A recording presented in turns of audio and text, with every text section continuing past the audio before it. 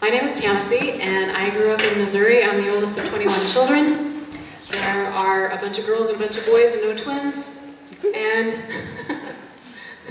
it's true, I sometimes forget the number of girls and boys, even though I say it every month and even though I know them. But I just forgot how many girls and how many boys. Okay, so anyway, big family. But this week, last week actually, two of my younger sisters, way down the line, somewhere in the teens, 17, 18, I don't know. Anyway, two of them had babies. So two new nieces. And they were born in the same hospital, an hour apart, in rooms right across from each other. Very exciting. But the thing is that's what you have to do now in my family.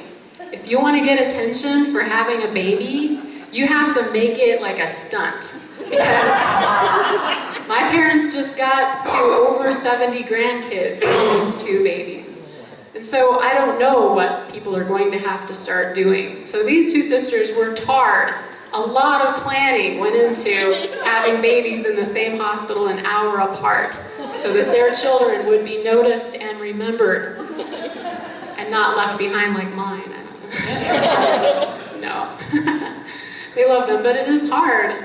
But, you know, all my life, not all my life, but from a pretty early age, I mean, my parents, they had kids one after another. So, you know, when I was 5, there were 5 kids. Then there were 7 kids when I was 5. Then, you know, it just kept going. There were so many kids so that, you know, it was most of my life that people started to think there were too many kids. Way back at 8, 9, 10, 11, 12, you know. It was most of my life that people thought too many kids. And a lot of times people were vocal about it. You know, people would say to us, you know, that's too many kids, as if, you know, what could we were already born. What could we do about it?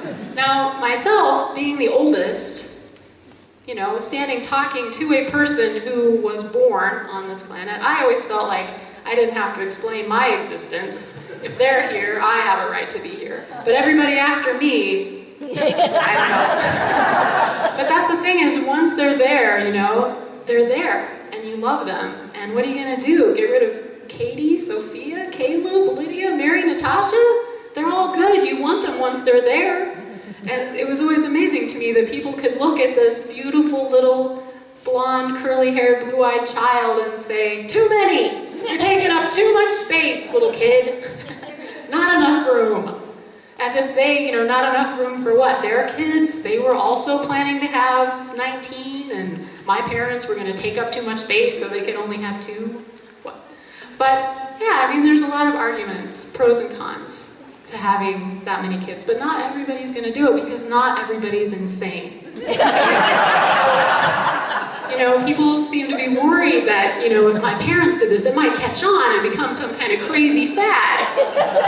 No, it's not. You have to be completely insane to do this. But people made comments to us. There were the people who said, odds are somebody's going to die. They said that to us when we were children.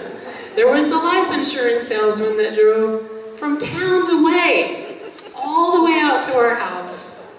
We're all gathered around to see this stranger, an amazing stranger. It was so exciting. And then he pointed to all of us and said, one of these children is not going to survive into adulthood.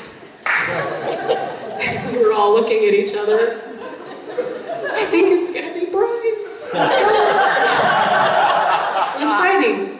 I learned a lot. I mean, I had to think about these things at an early age. At an early age, I started thinking about my parents' sex lives. This was, I think, one of the first times we were all in a line going into the store. There was a man. I remember he was drinking Mountain Dew. And he was holding the door for us, and he had to keep holding the door and keep holding the door. And I was usually the last because I had to make sure that nobody got hit by a car or lost or ran off. So I was following, and when I got to the door, he said, is your parents' do they have a TV? And I said, it's broken. And that's when he spit his Mountain Dew out.